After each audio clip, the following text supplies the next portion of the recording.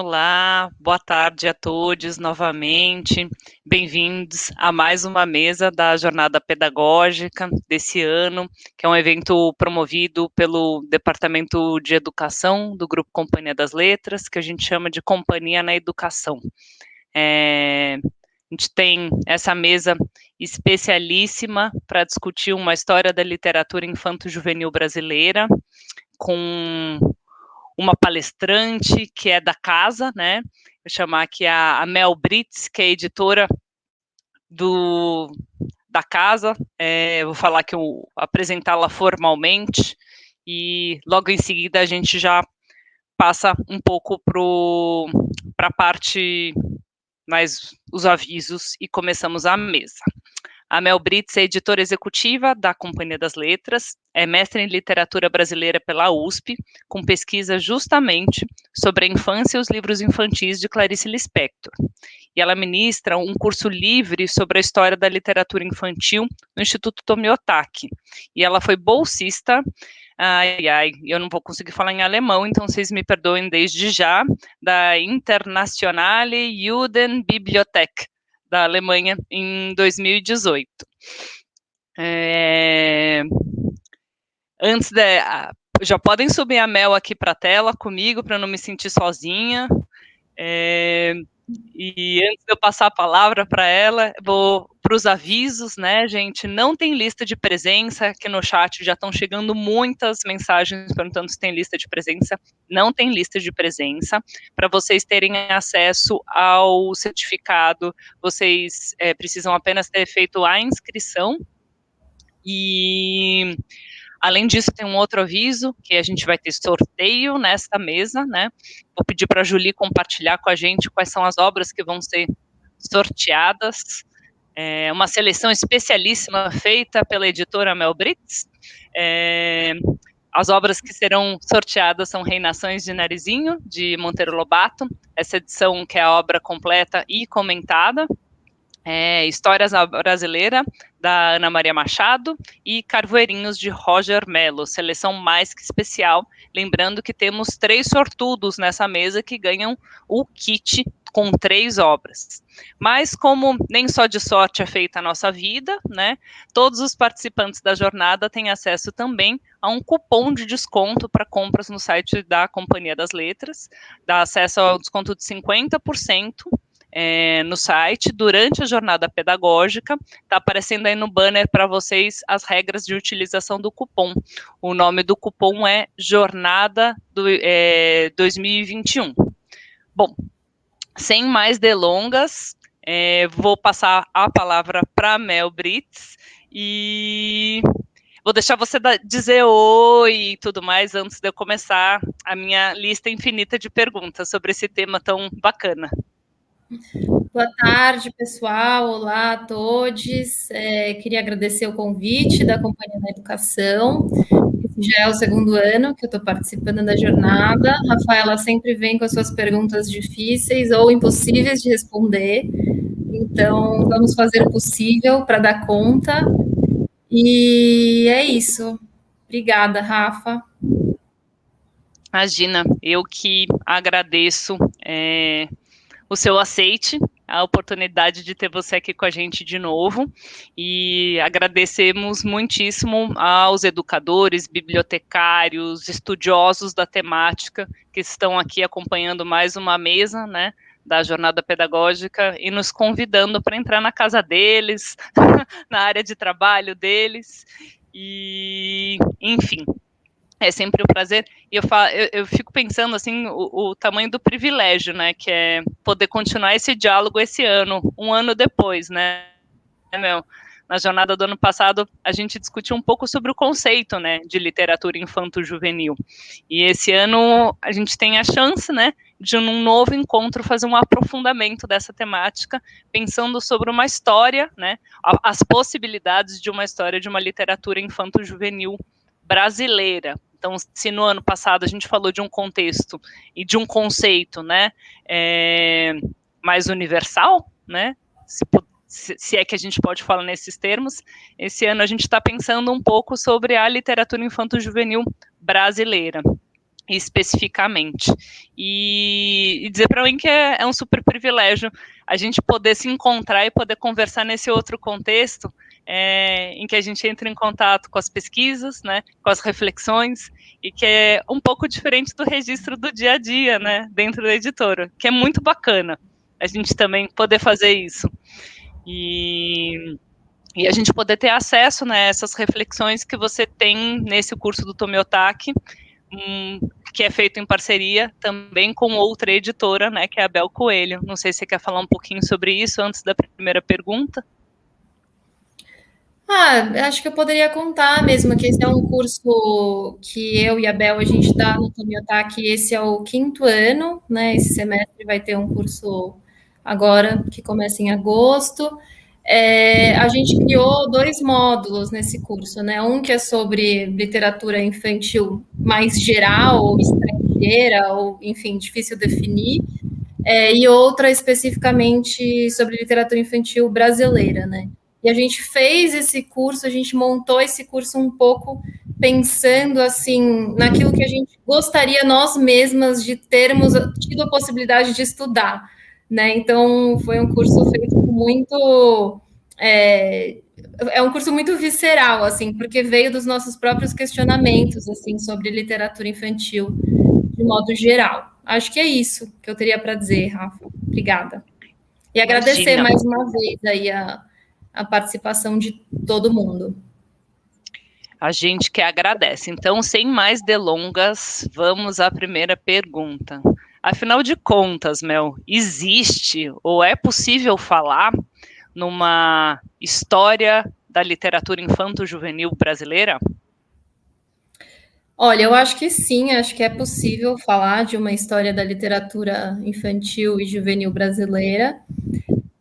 Eu acho que essa é uma pergunta até oportuna, considerando que a gente está em 2021, né? E se a gente usa como marco do nascimento da literatura infantil brasileira a publicação do Menina do Narizinho Arrebitado, do Monteiro Lobato, né? Que foi a primeira obra que ele publicou em 1921, a gente está justamente comemorando o centenário, né, dessa obra, e já temos 100 anos de história, né? Então, portanto, acho que é sim possível falar, e acho interessante a gente falar disso nesse ano de 2021, justamente.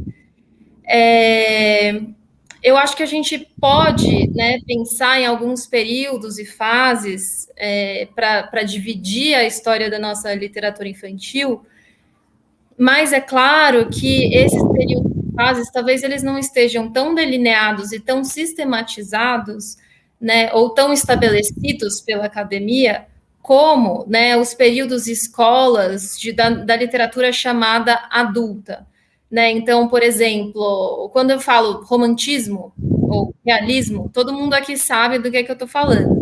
Né, de um determinado tipo de estilo, de determinadas ideias que rondavam aquele estilo, de determinados autores que se destacaram, etc, etc, etc. Com a literatura infantil não é exatamente assim, né? Acho que a gente pode falar um pouco mais sobre isso daqui a pouco. E também não tem tantos estudos, né, que colocam a literatura infantil e a literatura juvenil dentro dessas escolas e linhas mais gerais da literatura, entre aspas, adulta. E aí, Rafa, para continuar a responder a sua pergunta, já que as respostas nunca são simples, eu queria pedir para a gente ir para o primeiro slide aí que eu preparei, porque agora eu queria comentar com vocês alguns pesquisadores brasileiros que fizeram essa tentativa, né, que fizeram esse estudo historiográfico da literatura infantil brasileira. Então, só para a gente passar assim, por alguns nomes importantes, poder falar um pouco sobre eles. Pode passar para o próximo, por favor.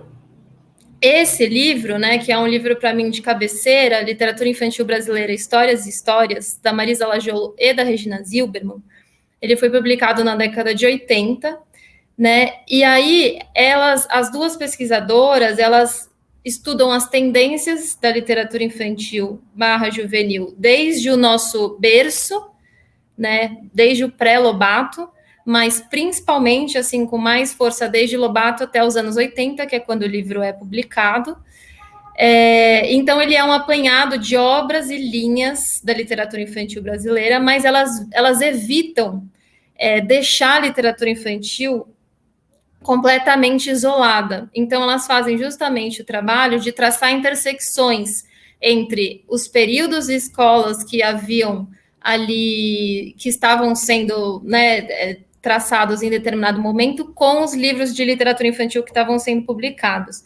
E, para além disso, elas também fazem uma relação com o período político, econômico, né, socioeconômico das publicações.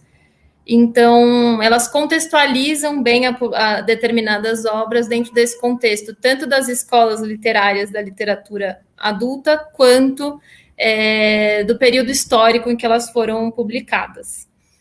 Aí, passando para o próximo slide, por favor. Esse livro é um livro que eu acho que até que se perdeu um pouco, assim, atualmente, dificílimo de encontrar. Esse foi um livro que elas publicaram, na verdade, um pouco depois desse anterior, né, das mesmas autoras, e aí elas dividem essa obra em 5 capítulos, sendo que 4 deles são referentes a determinados períodos históricos. Então, assim, 1890 a 1920, é o primeiro período, o segundo é 1920 a 1945, e assim por diante. A diferença, talvez, principal em relação ao livro anterior é que aqui elas introduzem fragmentos de algumas obras, né, das obras que elas entendem como mais significativas. E aí também, de novo, elas fazem paralelos com o período histórico e tal, e com outras produções culturais, inclusive. Pode seguir para o próximo, por favor. Esse é um livro também importantíssimo, ele é tão importante a ponto de Marisa Lajolo e Regina Zilberman, naquele primeiro de capa vermelha que eu mostrei, terem dedicado o livro delas a esse estudioso, que é o Leonardo Arroyo. Então, esse é um estudo pioneiro, né, que foi publicado em 68. O Leonardo Arroyo era um jornalista, também escreveu literatura para criança, poeta, entre outras coisas. E aí, essa é uma pesquisa super importante, que eu acho que até hoje é muito, muito usada para quem pesquisa literatura infantil, e, de alguma maneira, não tem ninguém que tenha feito um trabalho próximo ao trabalho que ele fez, que foi justamente se debruçar em arquivo, né? Ele foi atrás de material, de fontes documentais, para levantar o que era lido pelas crianças antes do Monteiro Lobato. Então, ele faz uma pesquisa ali de origem, raiz mesmo, assim. E é um livro cheio de levantamentos numéricos, de dados, de referências, e acaba sendo, assim, uma grande aula de história, no fim das contas, também, sobre o século XIX, de modo geral, né? Ele dá um destaque, por exemplo, para a chegada da corte no Brasil, Dom João VI, né, em 1808, ele, enfim, e vai até 1921, quando Lobato lança o primeiro livro. Bom, por exemplo, um outro exemplo interessante do que ele faz ele levanta tudo aquilo que existia de jornal e revista para criança na primeira metade do século XIX, por exemplo. E aí ele vai indo estado por estado, o que existia, enfim, em São Paulo, o que existia lá no Piauí, o que existia, etc., para entender justamente o que era entendido como literatura para criança nessa época. Acho que é isso sobre esse livro. É muito interessante e fácil de encontrar esse. Aí, acho que uma outra pesquisadora que é incontornável, né, que quando se fala de literatura infantil brasileira, já falei até no ano passado, né, um ano atrás, quando a gente teve esse mesmo bate-papo aqui, falei um pouco da Nelly Novaes Coelho, né, ela criou a cadeira de literatura infantil na USP, e um dos livros que ela escreveu foi esse que está maior aí para vocês, que é o Dicionário Crítico da Literatura Infantil e Juvenil Brasileira. A última, ele já passou por várias edições, a última delas, inclusive, nem tem mais essa capa. A última edição, nesse dicionário, ela inclui 784 autores e 3.508 títulos. né, obras que foram publicadas entre 1808, né, essa data que a gente acabou de mencionar, e 1990. Então, ela vai, né, ela é um panorama bem amplo, e ele é dividido em duas partes. Primeiro, entre os precursores, que engloba 1808 a 1920, e depois literatura infantil e juvenil brasileira, que circunscreve a produção de 1920 a 1990. É um trabalho bem importante também para aqueles que querem se debruçar sobre a literatura infantil brasileira, e foi publicado pela primeira vez na década de 80 também, assim como o da Marisa Lajolo e da Regina Zilberman. E eu coloquei esse outro ao lado aí, literatura infantil, teoria, análise e didática, esse que está menorzinho. Esse foi publicado em 81. Ele não é exatamente uma historiografia, né? Assim como esse outro grande é um dicionário, mas os pressupostos são historiográficos, eu diria, né? E por isso que eles estão juntos. Aí eu achei que era importante de mencionar, mesmo não sendo uma linha do tempo, como é, por exemplo, o da Marisa Lajolo e da Regina Zilberman. Pode passar para o próximo, por favor. Bom, aí essas duas obras também, elas não são histórias da literatura, mas também trazem aspectos históricos importantes, né? Então, esse primeiro, Como e Por que Ler a Literatura Infantil Brasileira, da Regina Zilberman, né? É um livro mais recente. Ela desenvolve em 15 capítulos, se eu não estou enganada, análise de livros de literatura infantil brasileira desde o fim do século XIX até a década de 1980. Né? Então, aí ela se debruça em determinadas obras especificamente, faz análises, e tem também dando destaque para esses autores e títulos considerados por ela mais representativos. Então, é uma análise mais sincrônica, mas ainda assim, como ela trata de autores que vão desde o 19 até 1980, você consegue enxergar uma certa linha do tempo dentro dessa obra dela. E esse outro livro, do José Nicolau Gregorin Filho, que também é um pesquisador da USP, ele também, enfim, esse é um livro que também merece algum destaque, né? Ele é um livro ainda mais recente, de 2009, e ele tem, assim, o livro ele está separado em 10 partes, e ele foca na literatura infantil na sala de aula, mas ele ainda assim tem um trecho dedicado a um percurso histórico, né? Ele fala de concepção de infância, de literatura infantil, enfim, entre outros temas, literatura infantil na sala de aula, mas tem também ali um percurso histórico que eu achei que valeria mencionar. Bom, e aí, assim, para quem quiser se aprofundar ainda mais, eu diria que outros nomes críticos, autores brasileiros que são pesquisadores importantes, a gente pode levantar, por exemplo, a Lígia Cadermatori, a Cecília Meirelles, né, que tem um livro quase fundador, assim, da pesquisa sobre literatura infantil no Brasil, o Edmir Perrotti, professor da ECA, a Fúvia Rosenberg, a própria Ana Maria Machado, a autora tão conhecida de todos. São mais alguns nomes aí que quem quiser ir atrás, com certeza vai achar bons textos sobre a nossa literatura infantil e ou juvenil. Olha aí, Rafa, você não vai mais querer... Acho que pode tirar agora o slide. Pode me voltar a gente, para a tela grande, por favor.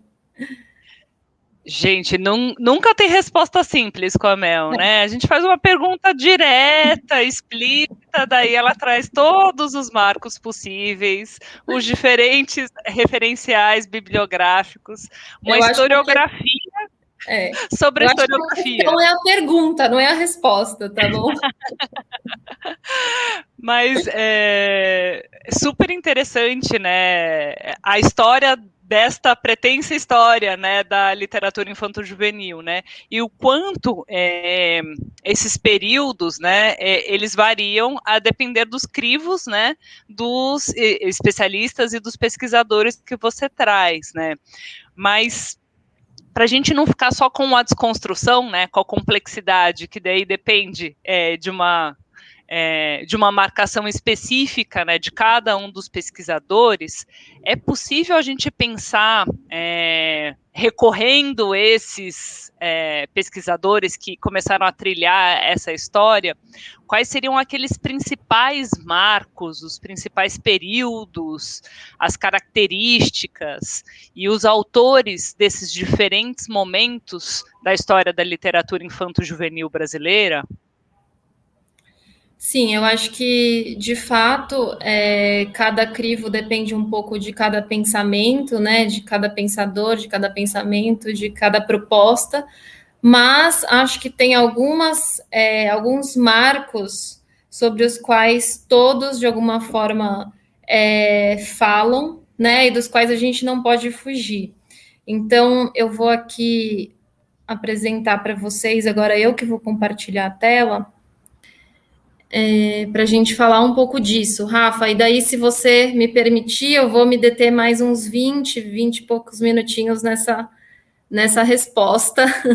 Fica à vontade, estamos aqui para isso. Então, tá bom, para a gente falar um pouco sobre cada um desses períodos. Vamos lá. Você me avisa quando tiver. Você está vendo a minha tela? Sim. Você pode colocar no modo apresentação? Sim.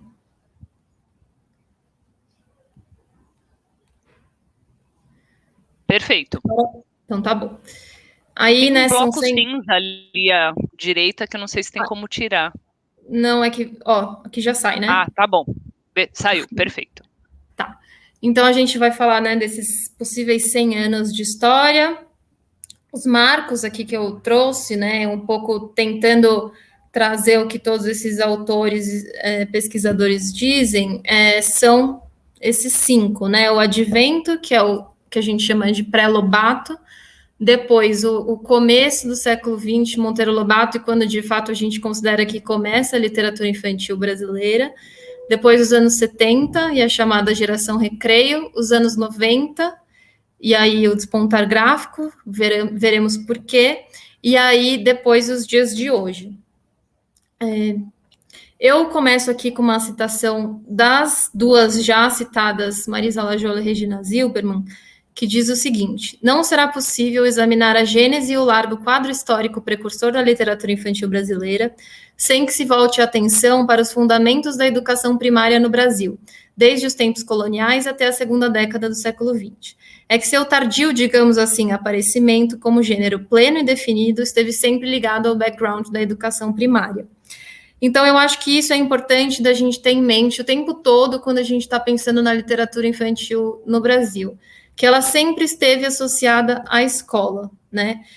O seu florescimento tem a ver com o desenvolvimento e com o enrijecimento das políticas de educação no país, e mais do que o que a gente, né, chama de literatura para adulto, ela sempre teve que desempenhar, né, esse papel didático da instrução. E aí eu coloquei muitas vezes deixando a desejar como arte. Então a gente vai ver, né, se a gente pensa na literatura infantil brasileira, momentos em que esse pêndulo entre o artístico e o pedagógico, né, se é que a gente pode fazer essa distinção assim tão de forma tão categórica, mas sempre houve momentos em que a nossa literatura infantil pendeu mais para um lado e outros momentos em que ela pendeu mais para o outro. Mas é muito importante ter em consideração que a sua existência e a sua permanência se deveu muito à escola e às políticas públicas de educação, né? Então, acho que esse é um fator essencial, assim, para quem está pensando a literatura infantil brasileira. Bom, e aí antes de Lobato, né, o que as crianças liam? Eu indiquei para vocês esse livro do Leonardo Arroyo, que eu acho que é um ótimo material para quem se interessar por esse período. A gente tem um marco importante, né, que é em 1808, com a chegada da corte no Brasil, tem a implantação da imprensa régia, e é aí que começa a atividade editorial aqui propriamente. O primeiro livro infantil que foi impresso nessa imprensa régia foi As Aventuras Pasmosas do Barão de Munchausen, em 1814, que é um livro, né, de autoria do Rudolf Erich Rasp, alemão. Esse livro, ele teve essa primeira impressão, depois ele teve muitas outras impressões, foi um livro muito lido nesse período, né, muito difundido. E o segundo livro foi do José Saturnino dos Santos, em 1818, cujo nome é Leitura para Meninos, contendo uma coleção de histórias morais relativas aos defeitos ordinários às idades tenras e um diálogo sobre geografia, cronologia, história de Portugal e história natural.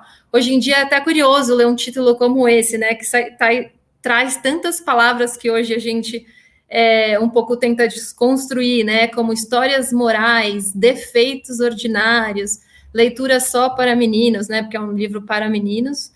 E é interessante notar como essa leitura para meninos, né, ela aparece junto com um diálogo sobre geografia, cronologia, história de Portugal, história natural. Então, a literatura ela era colocada dentro desse espectro aí geral de outras disciplinas, né? Bom, mas ainda assim, né, havia uma circulação muito grande de obras estrangeiras em língua estrangeira, ou editadas em Portugal e trazidas para cá. E quase nada, né, propriamente brasileiro. Então, isso é o que a gente vê aí nesse período de 1808, nessa primeira metade do século XIX. A partir dos arredores ali da República, né, a gente já indo para o final do século XIX, há uma mudança significativa em relação ao conceito de escolarização, né? Então começa uma campanha muito grande de alfabetização e de instrução e uma campanha pela escola mesmo, para que as crianças frequentassem a escola. E aí, nesse sentido, né, o hábito de ler passou a ser muito valorizado como parte da formação do cidadão. E uma das demandas, né, era que a escola, que o sistema educacional desse conta de formar esses cidadãos, né? Então, se a escola tem que formar esses cidadãos, a escola tem que valorizar o hábito da leitura por sua vez, né? Essa demanda, né, essa valorização, essas campanhas visando a educação das crianças, trouxe, né, um fato ali que era a carência de material justamente para a leitura dessas crianças e jovens, né? Havia poucas obras circulando que eram apropriadas para a infância. E aí isso acaba gerando uma produção de livros infantis para a escola, né? Era quase uma tarefa patriótica ali, né, daqueles que acreditavam que a educação formaria os cidadãos. Então, o que acontece? É um período que multiplicam-se as traduções e adaptações para o público infantil, né? E aí eu coloquei aqui duas obras que acho que vale a gente mencionar. Primeira é o surgimento da revista Tico Tico, que é essa que está mais abaixo aqui, que é a primeira, que foi em 1905, né? Está escrito aí Jornal das Crianças, não sei se dá. Não sei, essa é a primeira edição da revista Tico Tico, que muitos consideram também como o primeiro marco da literatura infantil brasileira. Quem tiver curiosidade para entender o que tinha nessa revista Tico Tico, que eu não vou poder falar muito aqui, ela todas as suas edições, desde a primeira até a última, estão disponíveis no site, na hemeroteca da Biblioteca Nacional. Então é possível acessar. E é muito interessante, assim, é também um estudo de época para a gente entender o que se entendia por infância nesse período. E ela continha histórias em quadrinho, alguns textos em prosa mais curtos, outras brincadeiras, passatempos, também curiosidades, algumas questões relativas à geografia, geopolítica, enfim, é uma revista bem, bem ampla, mas marcou a produção de literatura para criança. E um outro livro que eu acho que vale chamar a atenção é o Conto da Carochinha, do Figueiredo Pimentel, né, que eu vou até comentar aqui. Né, essa é uma frase do próprio Leonardo Arroio, que diz que os livros de Figueiredo Pimentel subvertiam inteiramente como leitura os cânones da época, sobre serem escritos em linguagem solta, livre, espontânea e bem brasileira para o tempo.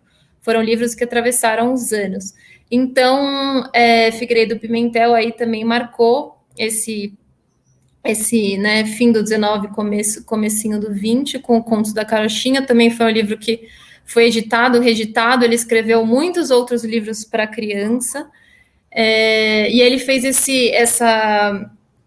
essa compilação de textos, né, da tradição oral para dentro do livro, do texto escrito aí, né, da literatura escrita, e foi de fato um grande sucesso. E ele aí já, né, como vocês podem ver pelo texto da Rô, ele já se destaca por ter uma linguagem um pouco mais espontânea, mais solta e bem brasileira para o tempo, né, coisa que depois a gente vai ver no próprio Lobato. Bom, acho que eu vou pular isso aqui, senão a gente vai se demorar muito tempo.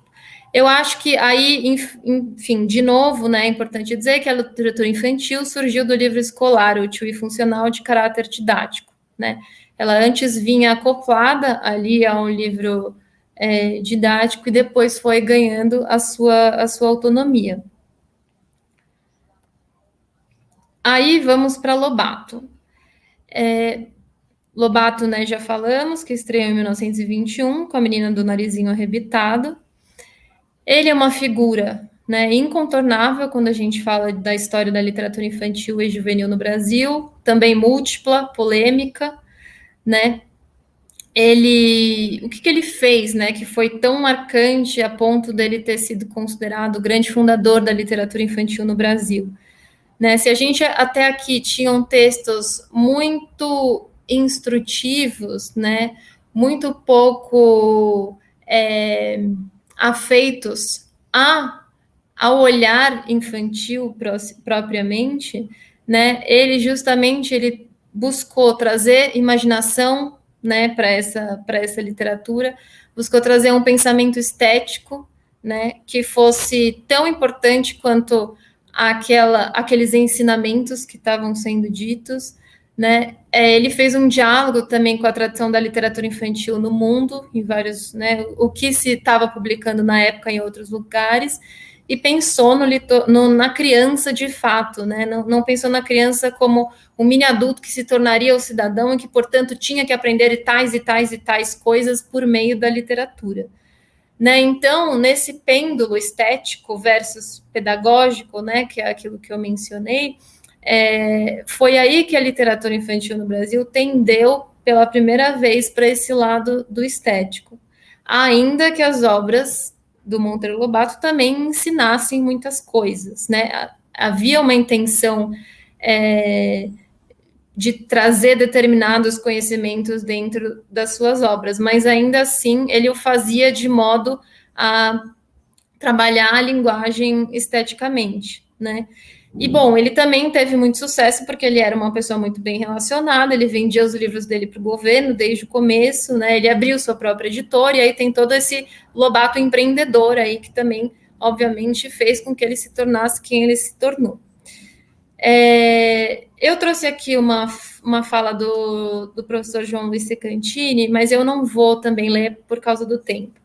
Mas aqui ele só coloca, né, que essa questão de como há uma discussão hoje em dia em torno do Lobato, se é possível ou não é possível ler Lobato atualmente. Aí, já passando aqui para os... Vocês viram que a gente deu um pulo, né? A gente estava lá em 1920, agora a gente está pulando para 1960, 1970. Por que a gente está dando esse pulo? Porque nesse meio tempo, né, apesar de terem surgido autores e obras importantes, como, por exemplo, livros do Érico Veríssimo para criança, ou o próprio Graciliano Ramos publicou, ou o próprio Virato Corrêa, né, que também é um autor que acredito que seja lido até hoje nas escolas. A maior parte daquilo que foi publicado nesse período, né, desde Lobato até os anos 60 e 70, acabou sendo uma repetição de fórmulas pré-existentes, né, ou alguns até tentando ir pelo caminho do Lobato, repetindo as fórmulas do Lobato, mas sem ser tão bem-sucedidas quanto o Lobato, ou livros que permaneciam naquele didatismo e no moralismo que era comum antes de Lobato, a infantilização da criança, ensinamentos de valores e de boas maneiras, né? Tudo isso foi permanecendo ao longo desses anos na nossa literatura infantil. Uma outra coisa importante foi a não representatividade do leitor criança, né? Personagens idealizadas, tipos de leitor representado nas obras eram as das famílias economicamente mais privilegiadas, coisas assim. Então, por isso que a gente não se deteve nesse período, porque ele não tem assim, além desses autores que eu citei de alguns outros, ele não tem grandes destaques, tá? E não é um período que marca propriamente a nossa produção. E aí, então, chegando, né, nos anos 70, 60, 70, acho que muitos de vocês puderam já acompanhar esse período, enfim, ler sobre esse período, né, o chamado boom da literatura infantil no Brasil. O que acontece nesse período? Bom, há de novo uma preocupação com a escolarização, né, principalmente com baixo índice de leitura nas escolas. Isso preocupa as autoridades, professores, editores, isso gera uma mobilização do Estado, né? E essa mobilização do Estado faz com que haja um crescimento muito significativo, no sistema da literatura infantil de então. Então, um comércio especializado se torna mais pungente, então livrarias de literatura infantil e juvenil especializadas, autores e ilustradores que se profissionalizam como autores e ilustradores de literatura infantil. É importante dizer que a literatura infantil, nessa época, ou até algumas décadas antes, né, por causa de vendas maiores, mais substanciais para o Estado, se mostraram uma forma de escritores conseguirem se profissionalizar dentro do ramo, né? Então, conseguirem viver de escrever, porque para crianças havia essas compras de Estado, né? Há um investimento também privado de editoras, de escolas. Eu coloquei aqui esse dado interessante, que é que a visita de autores às escolas, coisa que é tão parte do nosso dia a dia, né? E as tais fichas de leitura se popularizam nessa época, justamente. E existe também um verdadeiro boom em termos numéricos, tanto em relação ao tanto que se produz, quanto ao quanto de capital que a literatura infantil passa a girar nesse período, né? Ela vira um bom negócio. Um dado importante, interessante da gente ver, é que se nos anos 40, né, a produção estrangeira era mais do que 70% dentro desse ramo do infantil e do juvenil, nos anos 70, ela baixa para 50%. Então, a gente passa a ter uma produção que é metade estrangeira e metade brasileira. Acho que isso é bem significativo para a gente entender por que esse período é tão importante. Aí eu coloquei, a título de exemplo, também algumas instituições que surgiram nos anos 60 e 70. Fundação do Livro Escolar, Fundação Nacional do Livro Infantil e Juvenil, a FENELIGE, né? Centro de Estudos de Literatura Infantil e Juvenil, Academia Brasileira de Literatura Infantil e Juvenil, né? Então, a gente vê também, por essas instituições, como a literatura infantil e juvenil passa a ser um gênero, um subgênero consolidado, né? Inclusive como mercado. Aí, aqui a gente fala basicamente um pouquinho sobre os autores da revista Recreio, né? Tem muitos que chamam esses autores de geração Recreio. Aqui eu queria indicar um texto do Antônio Castro, que é editor da Companhia das Letrinhas, e também da Seguinte. Ele escreveu um texto para o blog das Letrinhas. Depois eu posso passar o link aí para todo mundo. Que é muito interessante. Põe no chat. Então tá bom. Obrigada, Rafa. É muito interessante e muito... ele fala muito bem, assim, sobre o que foi a revista Recreio, a importância que a revista Recreio teve para a literatura infantil brasileira, né? Então, ela foi lançada em maio de 69 pela editora Abril, né? Ela tinha esse duplo objetivo que a gente vem falando até aqui, de entreter e educar o público. E aí ela sempre tinha uma proposta de brincadeira, um brinde, uma história original, né? Ela foi mudando um pouco de modelo ao longo dos anos, afinal ela foi uma revista que viveu muitos e muitos e muitos anos, né? Mas esse era o modelo original dela. E ela tinha essa vontade de ser uma revista brasileira e para criança, então de trazer experiências brasileiras de infância para o leitor brasileiro. Né, ela teve uma tiragem de 250 mil exemplares semanal, né, nos primeiros meses de vida.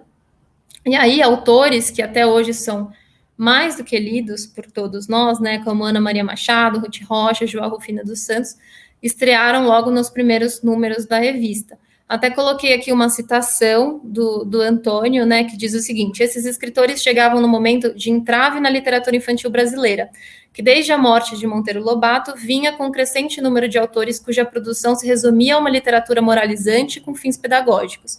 Regina Zilberman e Marisa Lajolo comentam que essa geração produziu obras repetitivas, explorando filões conhecidos e evitando a pesquisa renovadora. Então, é justamente o que eu estava dizendo até aqui, que esse foi um período que, né, desde Lobato até os anos 60, ficou fazendo essa repetição, e aí esses autores chegaram para renovar, né, a literatura, a nossa literatura infantil. E renovar por quê? Porque renovaram em termos de linguagem, renovaram em termos de temas, né, renovaram em relação a uma relação mais próxima com o leitor criança e aquele olhar menos de cima para baixo e mais de igual para igual com esse leitor, e por várias outras razões, né? Aqui também trazendo uma outra citação, né? Ele está dizendo aqui, né, parafraseando a própria Nelly Novaes Coelho, que esses novos autores, além de se darem a liberdade de experimentar com a linguagem, deixam de lado uma literatura já segura e padronizada e a substituem por uma literatura inquieta e questionadora, que põe em causa as relações convencionais existentes entre a criança e o mundo em que ela vive, questionando também os valores sobre os quais nossa sociedade está assentada. Essa também eu trouxe esse trecho, né, até sublinhei, porque acho que é importante dizer que essa literatura, essa face da literatura, foi realmente muito questionadora, né, tanto daquilo que se entendia por criança, né, daquilo que se entendia que a criança deveria ser, mas também do próprio sistema político em voga nesse momento, né, no momento desse período dos anos 60 e 70. Aí aqui eu fiz um mosaico de obras e autores desse período. Eu, obviamente, estou deixando várias pessoas para fora, vários autores importantes e inúmeras obras para fora, mas só para a gente entender do que estamos falando quando estamos falando de década de 60 e 70. Então, livros aqui que acho que todos conhecem, todos e todas conhecem: Chico Buarque, Chapeuzinho Amarelo, O Reizinho Mandão, né, da Ruth Rocha, que justamente traz isso que eu falei à tona, né, o fato de estar questionando o regime ditatorial. História Meio ao Contrário, da Ana Maria Machado, Flicts, do Ziraldo, E de Volta, do Juarez Machado, O Gênio do Crime, do João Carlos Marinho, aí poesia, né, O Isso ou Aquilo, da Cecília Meirelles, a Bolsa Amarela, e outro de poesia, Arca de Noé, do Vinícius de Moraes. Isso é um pequeniníssimo compilado daquilo que se produziu nessa época, mas só para a gente ter um gosto, né, e alguns exemplos de autores e obras importantes do período, né, e para a gente ver como essas obras até hoje são tão lidas, estudadas por adultos, por crianças, enfim, por todos nós. Aí, muitos já chegando nos anos 90... Desculpa. Oi. Eu vou falar que muitos desses livros ainda frequentam, né, as escolas do Brasil nos dias de hoje. Sim. Dada a importância, né, que esse Dada boom a importância. Teve. Exato. Ele foi realmente fundador em muitos sentidos, né. Daí, os anos 90, a gente parte para um outro, né? Porque se a gente pensar, voltando aqui só essa página, 80% dos livros que estão aí se destacam basicamente pelo texto, né? Pelo texto verbal, né? Com exceção de Volta, do Juarez Machado, e do Flicts, do Ziraldo, né? Todas essas outras obras ficaram conhecidas justamente pelo trabalho com a linguagem verbal. E aí, nos anos 90, o que acontece é que a gente tem um olhar que chega para acrescentar a esse boom do texto, né? E aí eu trouxe uma fala da Luciana Sandroni, que também é uma autora e pesquisadora importante de ser mencionada, que diz o seguinte: finalmente as editoras deram-se conta de que a criança é o futuro leitor adulto e, portanto, é preciso fazer o melhor para conquistá-la. Um bom texto, uma boa ilustração, impressas em papel de qualidade, com uma boa diagramação e um tipo de letra adequado à sua capacidade de leitura. Então, os anos 90 começam a pensar, né, nesses outros aspectos do livro infantil, né, que são a ilustração, o projeto gráfico, o formato, enfim, tudo isso que envolve a literatura infantil.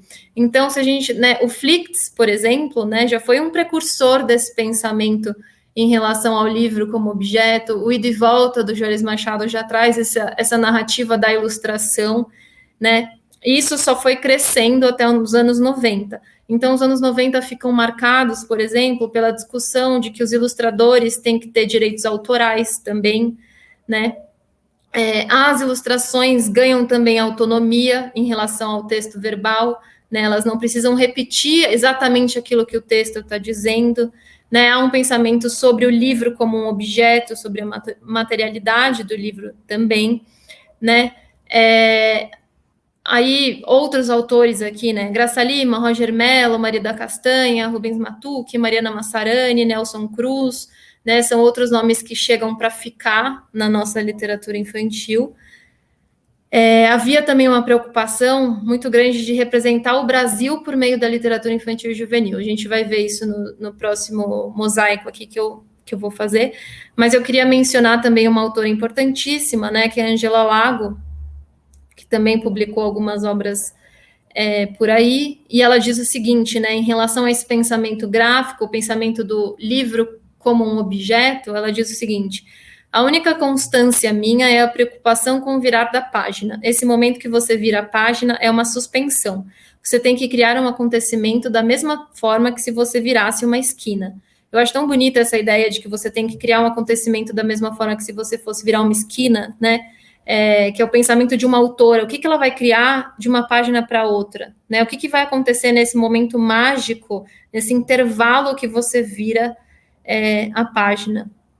E, enfim, isso tem muito a ver, né, com uma preocupação que não é só o que está escrito com o que está desenhado, mas é o que esse objeto pode causar no leitor como um todo.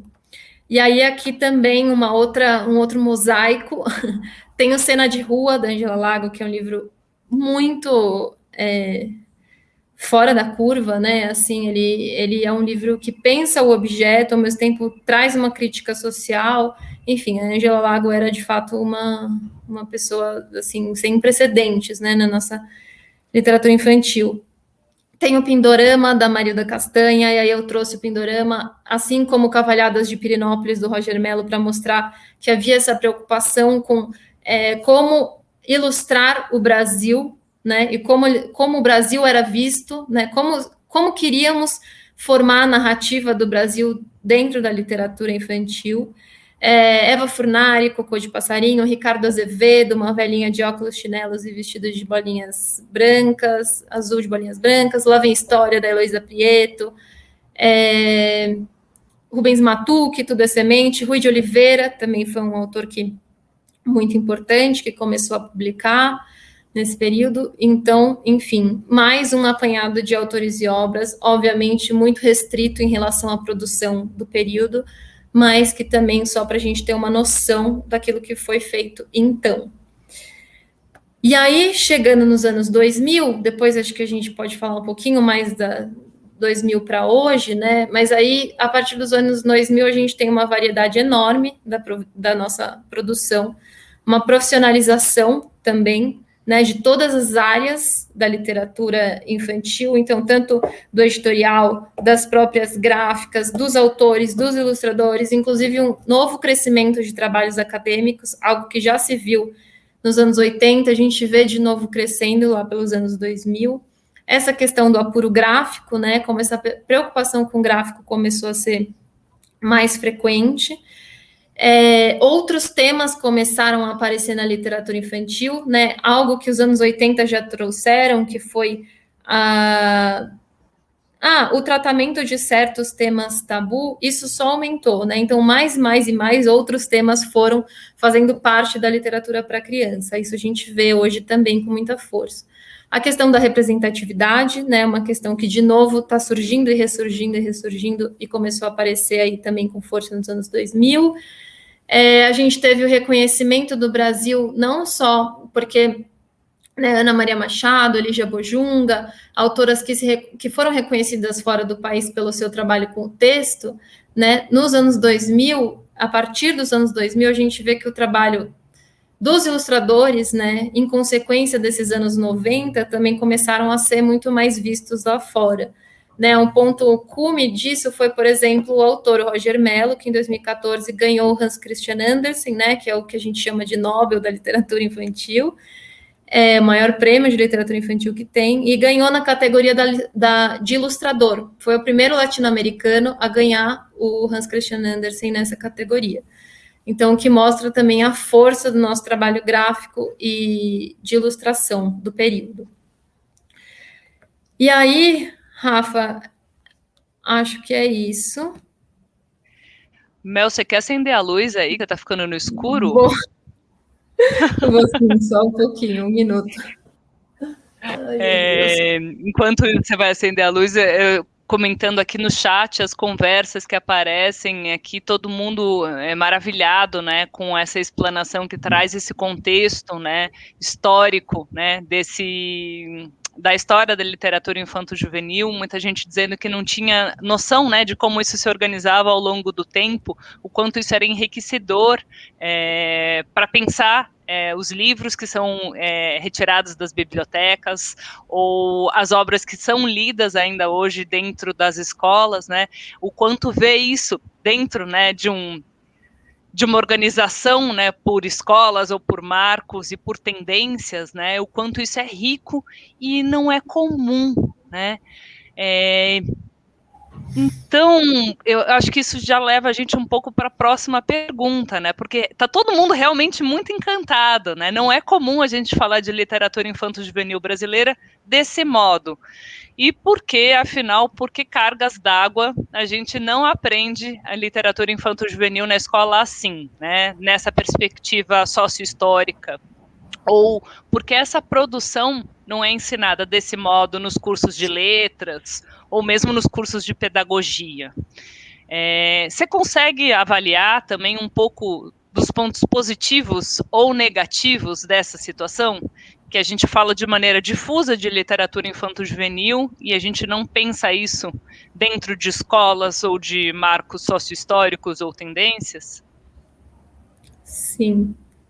Prometo não abrir mais um PPT para essa resposta. Vou tentar ser mais breve aqui. Olha, eu acho que a gente, por um lado, né, como já comentei aqui no começo, por mais que haja, né, uma possibilidade da gente fazer essa leitura que eu acabei de fazer, essa sistematização, ela ainda não é comum, né, e ela não é tão consolidada.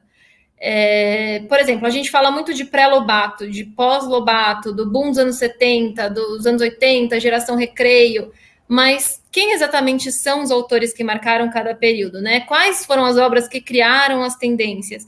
Quais são essas tendências em termos estilístico mesmo, ali dentro né, de cada texto, de cada ilustração, e não somente os aspectos socio-históricos. Então, eu acho que a gente tem ainda muitas perguntas para ser respondidas, né, em relação à nossa literatura infantil e juvenil. Agora, então, eu acho que essas perguntas ainda não foram totalmente respondidas, e talvez por isso que elas não estejam sendo ensinadas nos cursos, mas aí a gente tem um problema do ovo e da galinha, né? Que é, por outro lado, o fato de que, porque elas ainda não estão sendo ensinadas dentro da academia ou da universidade, a gente não tem todas essas respostas, né? Hoje, os cursos de literatura infantil e juvenil no país, em sua maior parte, são optativos, são disciplinas optativas, né? E não são todas as universidades dentro de curso de letras ou pedagogia que têm justamente disciplinas sobre literatura infantil ou juvenil. Então, eu acho que é isso, né? Será que não existem mais e mais estudos sistemáticos porque não existe espaço na universidade, ou não existe espaço na universidade porque os estudos ainda não foram feitos e disseminados, e, portanto, a literatura infantil segue à margem, né, de alguma maneira? Essa é uma questão que todo mundo que estuda literatura infantil / juvenil no Brasil, e não só no Brasil, fora também, passa, né? Que é esse fato da gente não encontrar tantos estudiosos e tantos espaços que se dediquem a esse tipo de literatura propriamente. Então, acho que seria essa a resposta. Ai, você foi embora, agora você voltou. Eu voltei. Eu também fui acender minha luz. Bom.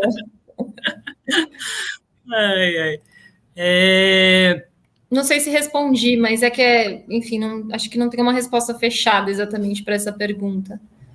Não, eu acho que respondeu, sim, e aqui no chat tem muita gente comentando, né, sobre essa pouca inserção dentro do ambiente formativo que são as universidades, né, as graduações em letras e em pedagogia, que as matérias que falam sobre literatura infanto-juvenil são optativas, exatamente o que você pontuou, né, ou pessoas também dizendo que só conseguem ter acesso a isso nas pós-graduações, né, ou seja, efetivamente na formação básica, né, nas graduações dessas áreas, onde a gente poderia ter acesso, né, a essas pesquisas, a esse conhecimento já mais sistematizado, isso não é obrigatório ou não é considerado um currículo básico, né? As outras literaturas têm prevalência. Então, acho que a sua resposta está encontrando ecos na experiência de formação, né, dos nossos espectadores, professores, educadores e bibliotecários que estão acompanhando aqui o evento. Mas eu fiquei com uma dúvida, Mel, porque você estava falando um pouco que a gente, quando você fala, por exemplo, de modernismo, quando você fala de barroco, todo mundo tem uma ideia do que seria isso, né? Do que são essas organizações, do que são essas escolas literárias, quais são os autores e características, né? Mas quando a gente pensa nessas escolas canônicas, né, da literatura brasileira, por que a gente nunca pensa nas produções infanto-juvenis? Não tinha produção ou literatura infanto-juvenil no barroco, no romantismo ou no realismo? Por que essas escolas literárias da literatura adulta não são pensadas, né, em relação com a literatura infanto-juvenil ou vice-versa? Eu queria usar de novo, pedir licença aqui para Marisa Lajolo e Regina Zilberman para usá-las para responder a sua pergunta. Pelo menos a primeira parte da sua pergunta, se vocês puderem dividir aquele PPT, por favor.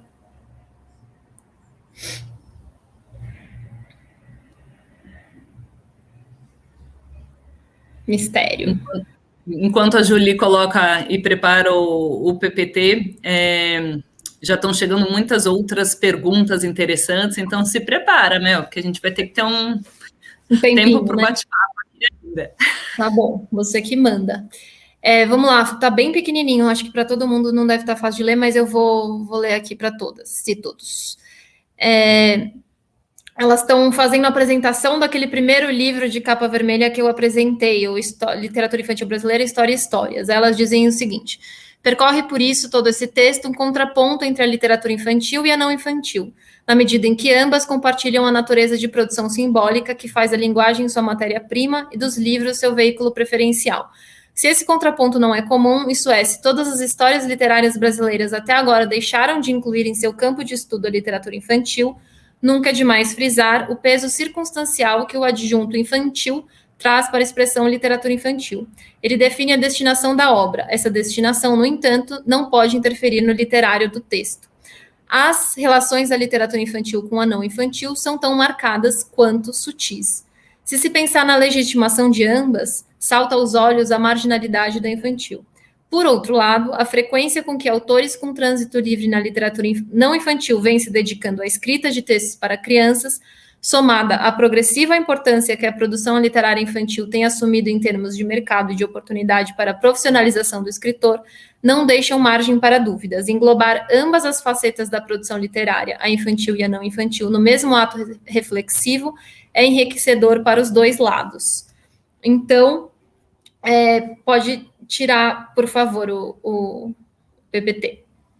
Então, Rafa, eu acho que é isso, né? Elas aí só estão um pouco também fazendo eco ao que a gente já colocou, mas dizendo, né, que na opinião delas, ali em fins dos anos 80, e é uma discussão atual até hoje, infelizmente, né, assim, porque algumas coisas poderiam ter caminhado, é que valeria mesmo a gente incluir obras infantis nessas escolas literárias que se consolidaram por obras adultas, e tentar como é que elas se encaixam, porque uma teria a contribuir com a outra e a outra teria a contribuir com essa uma, né? Então, as obras infantis ficam mesmo marginalizadas, inclusive, dessas escolas.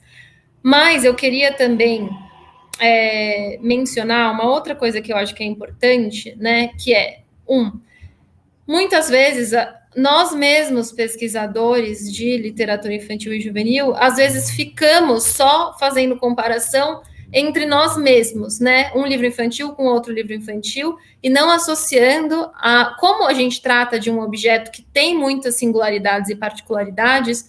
Muitas vezes nós mesmos acabamos não fazendo essa intersecção. E até por isso esse livro da Marisa e da Regina é tão fundamental e original, porque elas justamente tratam de fazer essa relação.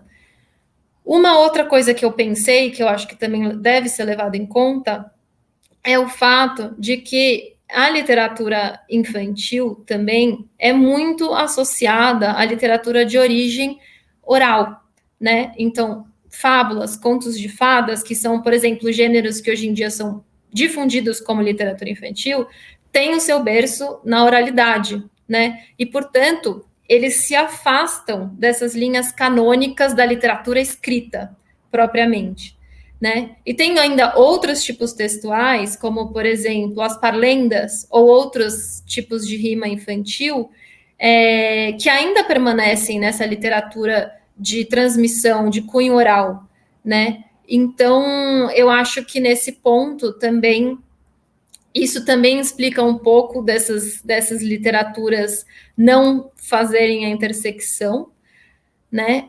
E, ao mesmo tempo, também podemos citar, para fazer um contraponto, alguns, aí já indo, por exemplo, para literatura mais juvenil, como, por exemplo, romance de aventura, né? Ou que a gente considera romance escolar, que são romances que se passam no ambiente escolar, eles estão associados ao próprio surgimento do gênero romance, né? Então, aí tem uma gama importante de textos, como, sei lá, Oliver Twist, A Ilha do Tesouro, As Aventuras de Pinóquio e tal, que aí sim, talvez seja mais fácil a gente fazer essa associação com o romantismo, com o realismo, enfim, com alguma linha canônica, né, que a gente chama de canônico. E, por último, também acho importante dizer que tem algumas particularidades e alguns tipos de livro que tem na literatura infantil, como, por exemplo, o livro ilustrado, né, que a gente não sabe nem se é gênero, se é suporte, como é que a gente define o livro ilustrado, ele é tão específico, né, e ele foi consolidado lá para meados do século XX, que como é que a gente faria para enquadrar o livro ilustrado dentro de alguma escola literária, né? Ou então, e a literatura YA, que tem os seus próprios gêneros, tendências, etc., como é que a gente associa ela a essas escolas literárias da literatura chamada adulta? Então, acho que a gente encontra algumas dificuldades também devido à particularidade desse universo da literatura infantil e juvenil.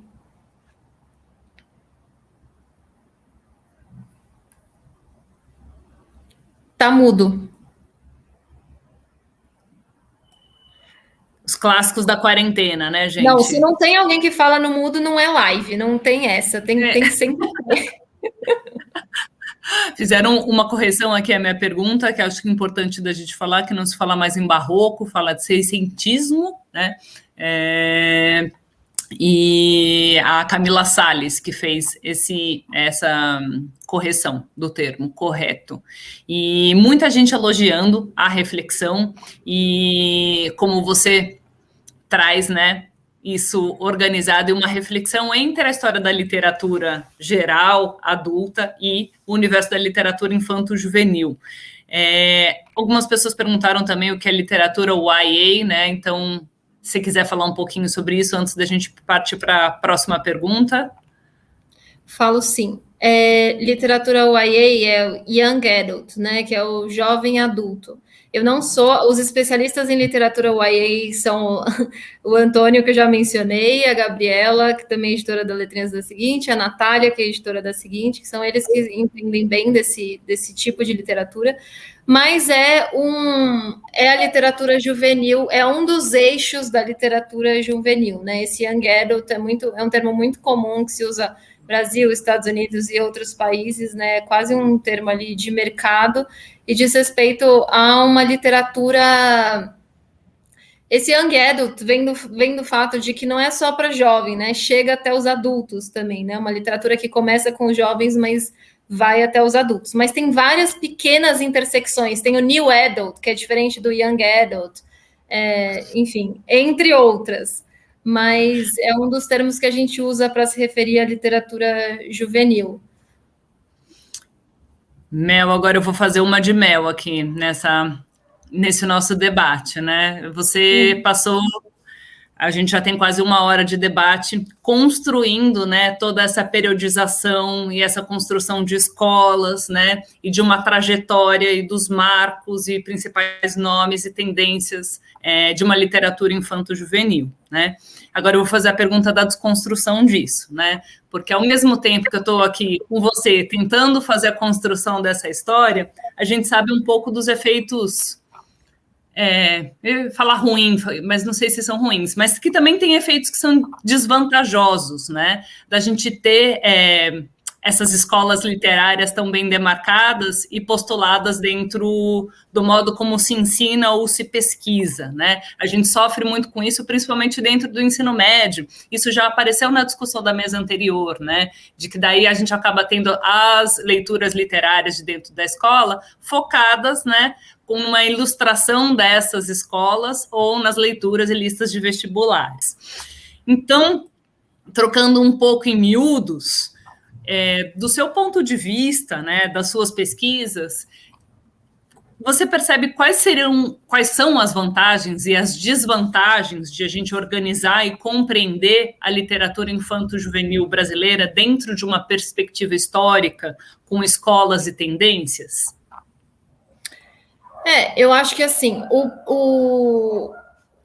a desvantagem, eu diria que é a mesma quando a gente pensa em qualquer literatura ou indo além em qualquer arte, né? Que a gente sabe que essas escolas são umas caixinhas que a gente cria para tentar dar contorno a uma produção que, no fim, é muito mais ampla e é inclassificável, né? Porque, no fundo, quando a gente fala de arte, a gente está falando de um objeto inclassificável e que continue sendo inclassificável, né? Então, eu acho que essas perspectivas, elas nos servem apenas como uma fonte de informação, como um alimento que vai nos ajudar em determinados momentos a pensar a literatura, né? Mas elas não podem cercear ou limitar, né, a reflexão sobre esse objeto que, no fundo, é, de fato, inclassificável, né? Inclassificável, sem utilidade, né? Enfim, entre outras coisas. E é isso, e as grandes obras, né, que a gente sabe que elas são muito mais do que uma escola, do que um gênero, né, inclusive as grandes obras de literatura infantil ou juvenil também. E eu acho que a vantagem é isso que eu já disse, assim, é a possibilidade da gente pensar com algum distanciamento, né, para esses movimentos, né, enxergar esses caminhos, esses afluentes, onde essas obras se encontram, onde elas se afastam, quase como se a gente pudesse olhar do alto, assim, para uma produção que já tem 100 anos de existência. Eu vejo que essa é a vantagem, é um mapeamento que a gente deve usar a nosso favor, né, mas não deve nos cercear. Eu enxergo dessa maneira. Agora, eu acho que tem uma discussão que é importante a gente colocar aqui também, que eu entendi que já apareceu na mesa anterior, que é o que é esse canônico, né? Porque o que é canônico é estabelecido de uma forma arbitrária por determinados grupos de pessoas que fazem parte de determinados grupos sociais. Então, que instâncias que decidem o que é o clássico e por que é um clássico, né? Ou, inclusive, por que então que a literatura infantil não está dentro daquilo que é considerado canônico, né? Que lugar é esse que a infância ocupa na sociedade, em que o que é infantil não vira canônico? Acho que todas essas perguntas são perguntas sem resposta. Na verdade, são perguntas que demandariam bastante tempo para a gente responder e talvez teríamos que pensar juntas aqui sobre as possíveis respostas.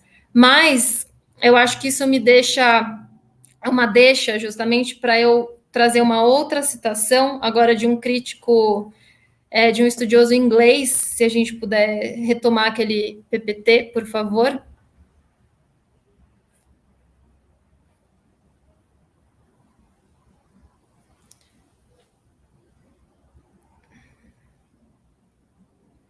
É o próximo, por favor.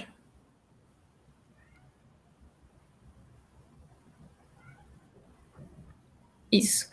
Aí é uma citação do Peter Hunt, desse pesquisador inglês. Precisamos adotar o conceito óbvio de que literatura é a escrita autorizada e priorizada por uma minoria influente. A noção de cânone ou corrente principal é uma construção social. Esse cânone tem sido influenciado pelas universidades e para que a literatura infantil aceda a essa condição privilegiada, deve se tornar parte da estrutura de poder ou essa estrutura precisa mudar. Simples assim. Pode tirar, por favor.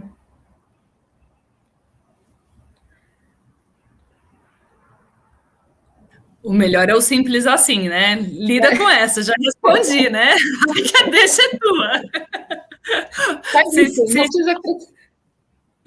Vocês sentiram que a Mel está convocando todos vocês, professores, a se tornarem pesquisadores e ocuparem os espaços de poder, né? Para a infância, para a literatura infanto-juvenil, virar o cânone, né? Virar a regra, não virar a exceção ou esse espaço minoritário dentro da academia.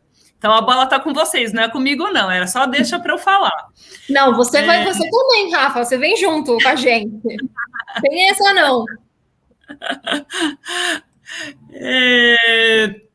Retomando aqui um pouco de uma deixa que você deixou um pouco de cenas do próximo capítulo, quando você estava fazendo essa historicização das fases e os momentos, né?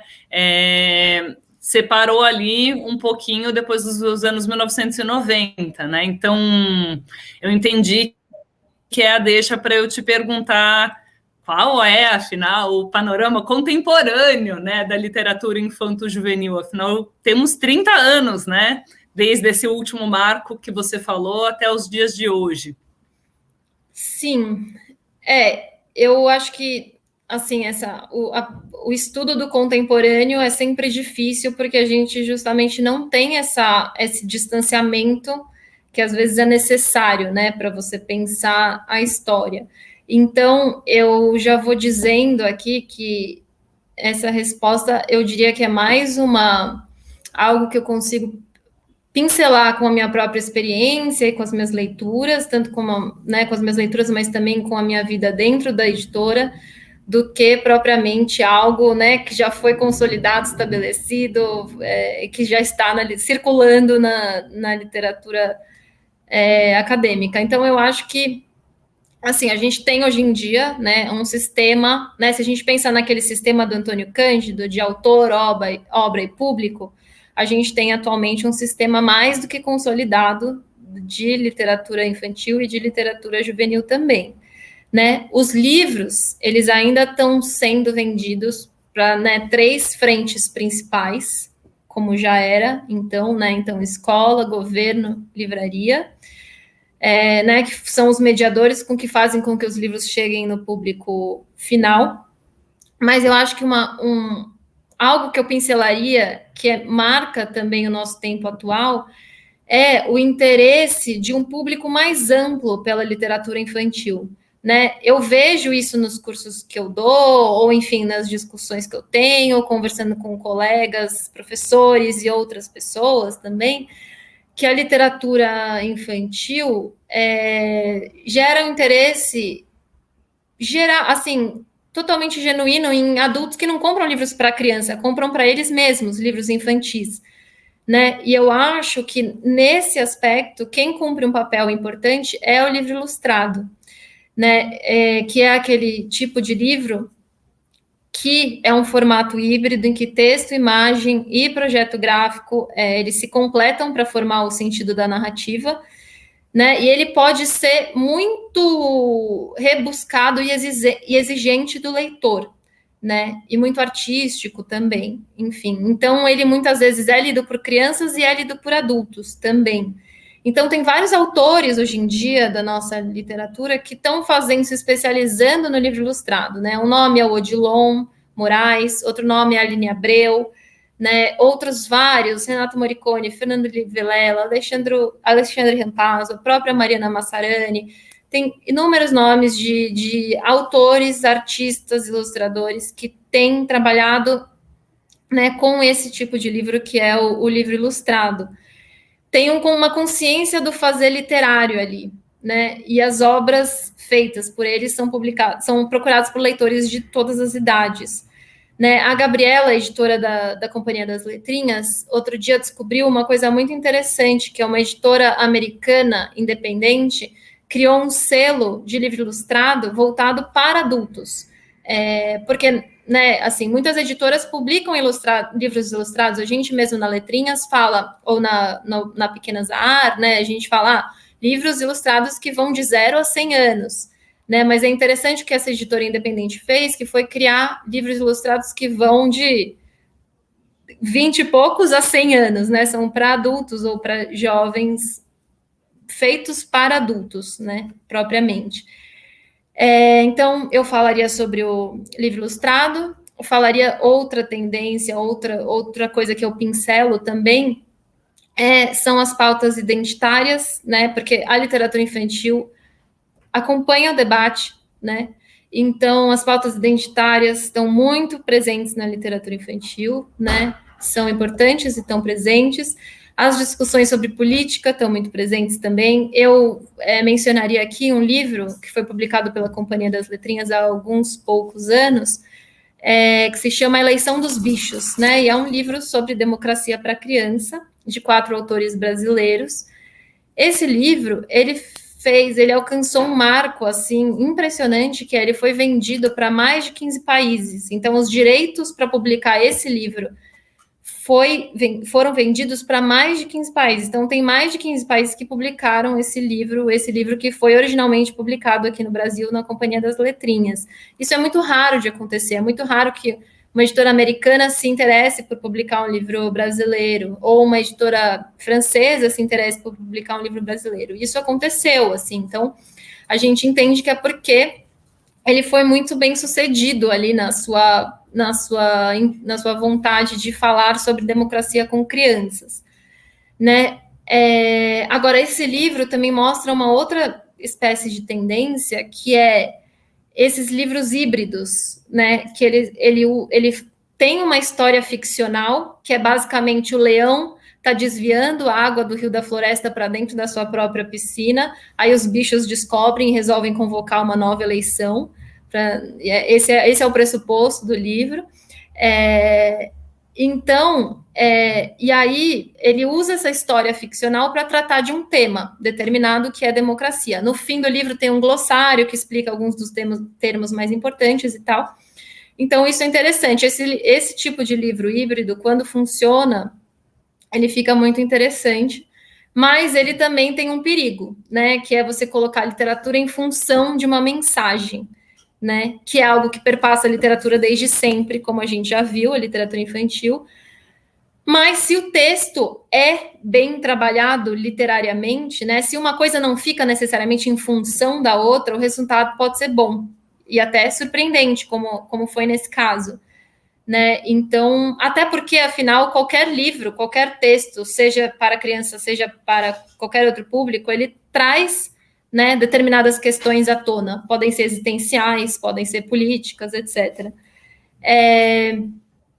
Bom, eu também citaria a questão do livro informativo, né? A gente falou de livros de não ficção, eu citaria o livro informativo.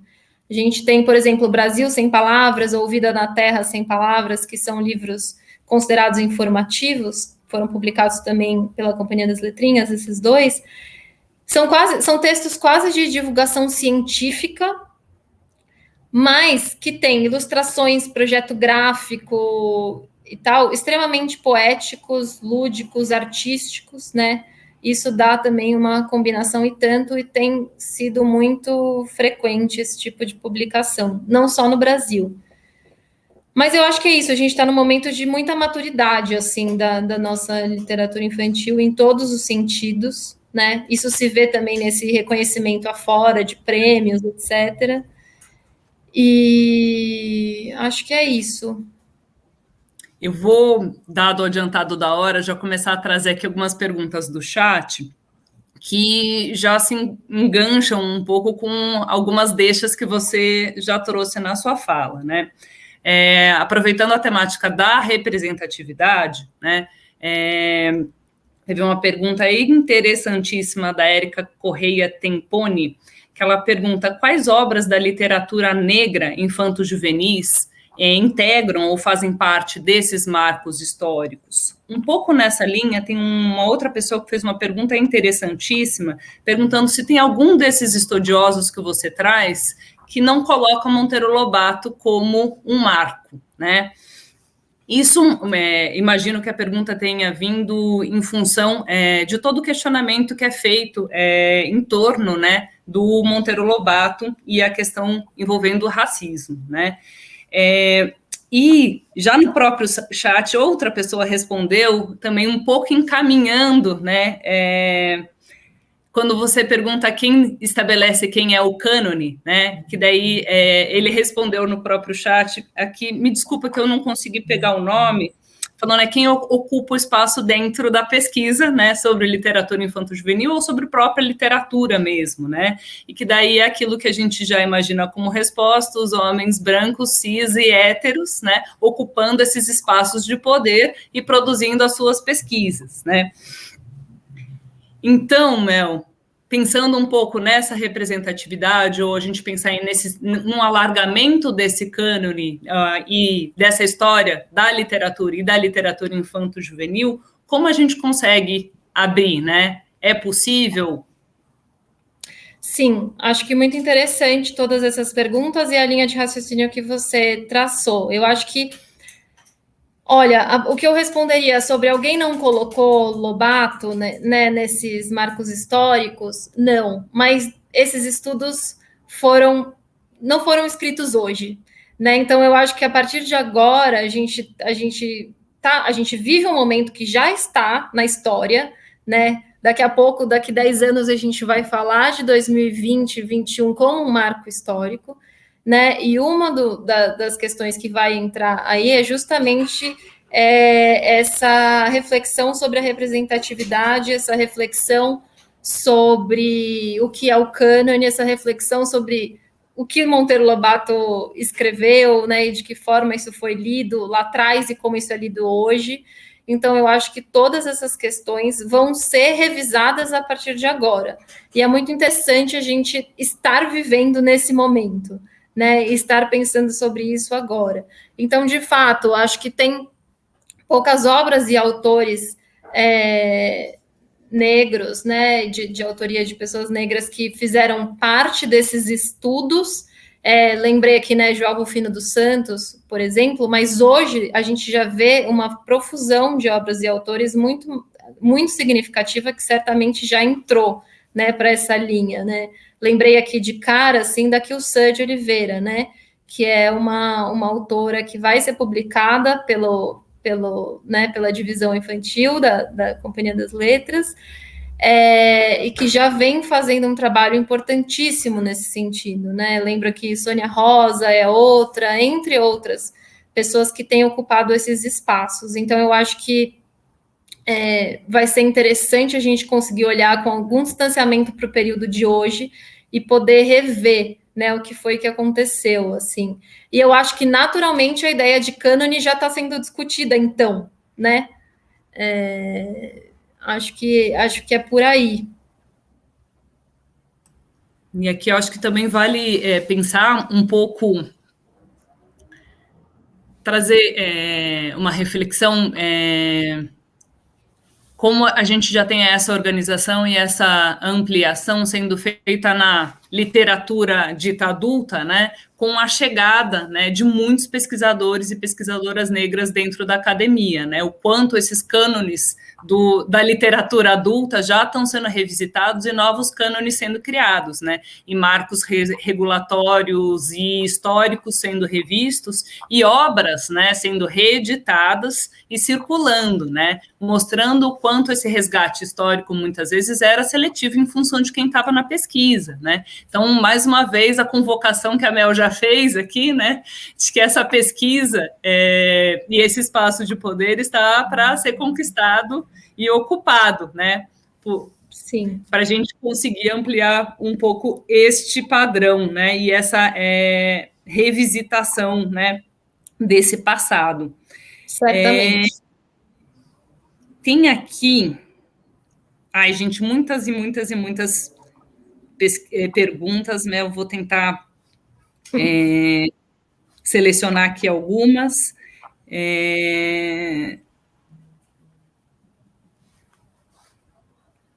Perguntaram sobre a série Vagalume, se esse que não apareceu na apresentação, acho que essa é uma ótima pergunta, se é um dos marcos dentro da história da literatura infanto-juvenil. Com certeza, dentro da história da editoração também, né, da arte de publicar livros, certamente. Não apareceu pura e simplesmente pelo fato de que não inclui tudo que teria que estar lá, mas que bom que foi mencionada, porque sim, é uma série que marcou época e que também ainda é muito lida nas escolas, se eu não estou enganada, né? Ainda é muito lida, usada, enfim, reeditada, então... de fato, foi feito um trabalho muito importante e que quase não tem também o depois, né? Eu quero dizer, não tem nenhuma coleção que tenha vindo para fazer par com ela, né? Ela continua quase única ali na sua função.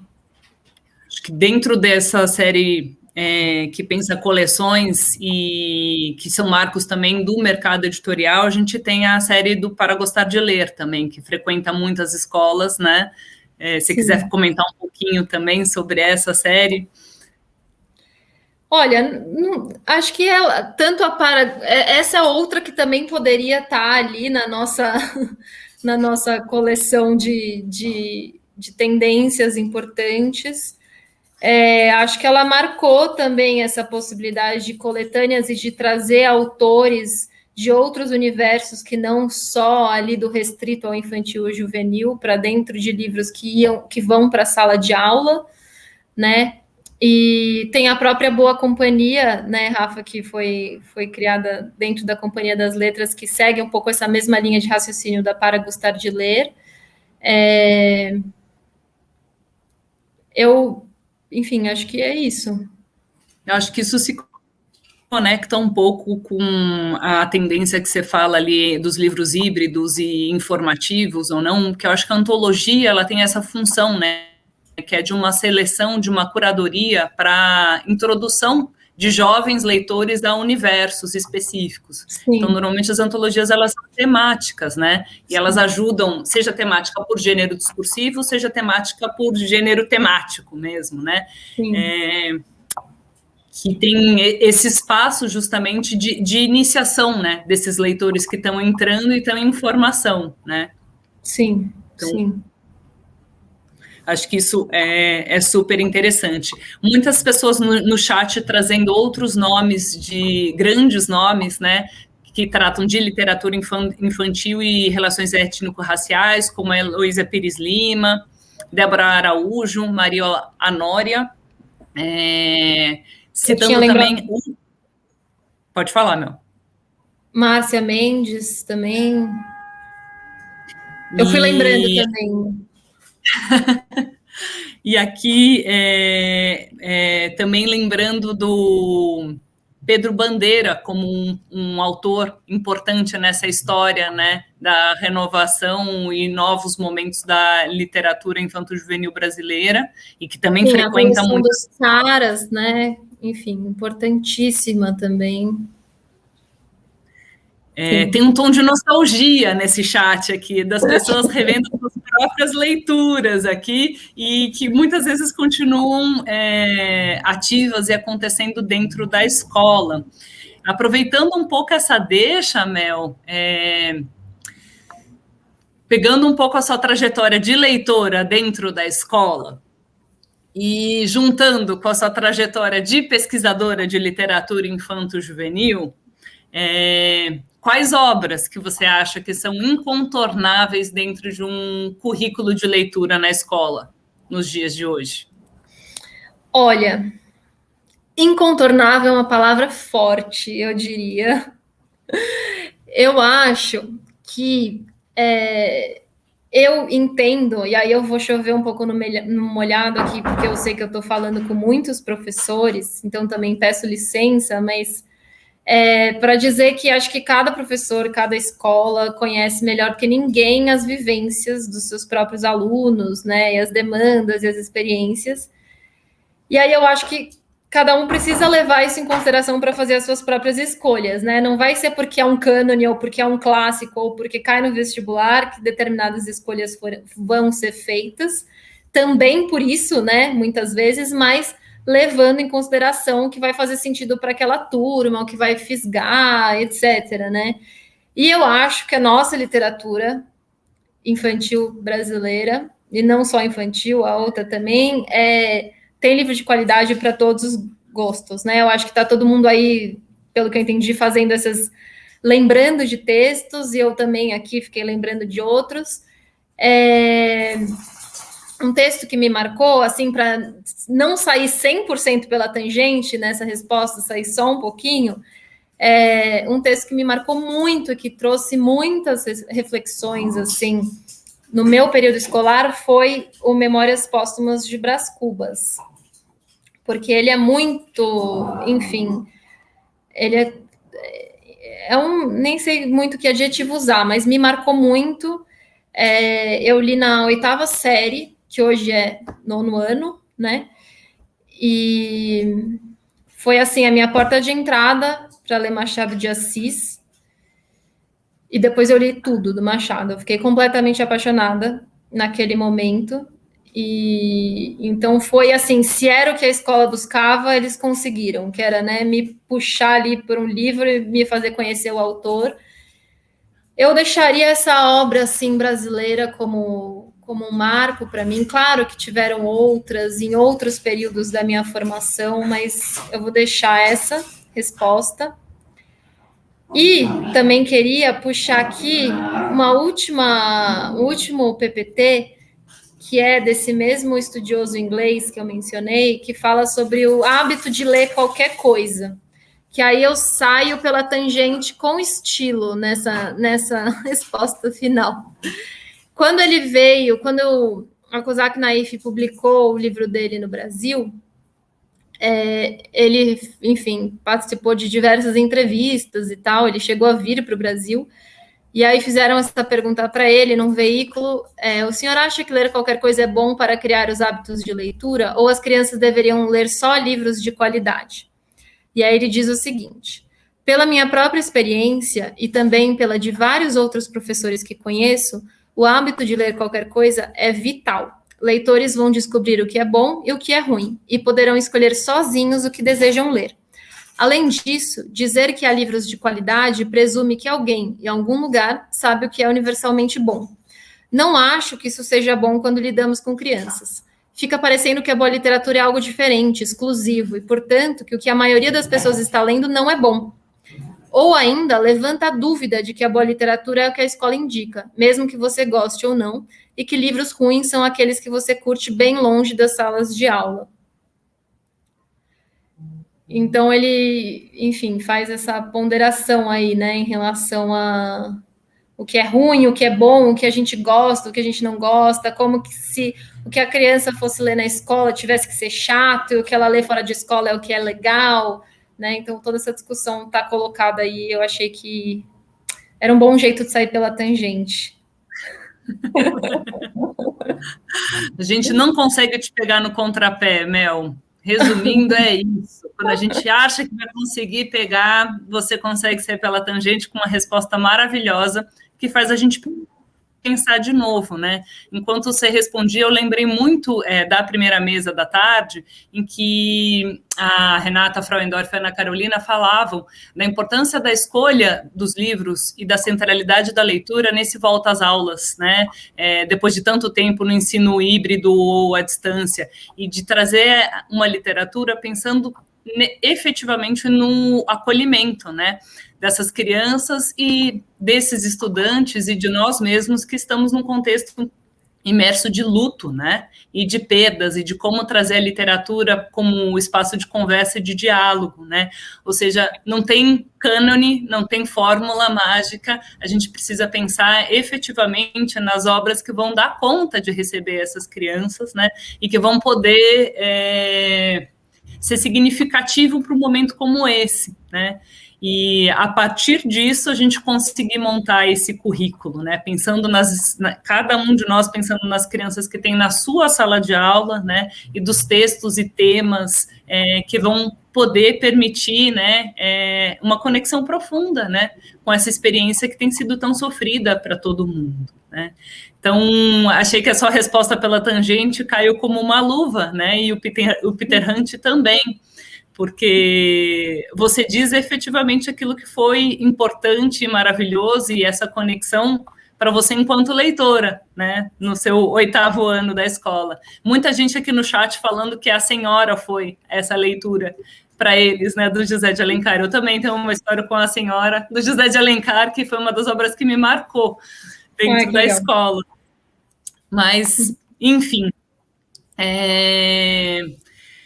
muitas perguntas ainda chegando, mas em função do horário, infelizmente temos que terminar esta mesa, mas antes de terminar, eu tenho que falar quem foram os sorteados desta mesa. Achei. Os ganhadores, os sortudos de agora. Lembrando, gente, que sabemos que só são 3 sortudos por mesa, então temos a possibilidade do cupom de desconto, né? 50% de desconto para todos os participantes da jornada no site da Companhia das Letras. Tem o cupom Jornada Literária Jornada 2020. Aqui no banner está aparecendo certinho. Então, se você não foi sorteado, isso significa sorte no amor, né? Então, é boa notícia. E, de todo modo, você pode fazer uso do cupom Jornada 2021 para comprar os livros que te interessarem com 50% de desconto. Então, os sortudos e sortudas e sortudes desta mesa foram Graziela Moura Cabral, do Distrito Federal, Brasília, Gisele Furlan, de Santa Bárbara do Oeste, São Paulo, e Camila de Quadros Silvestrin, de Caxias do Sul, Rio Grande do Sul.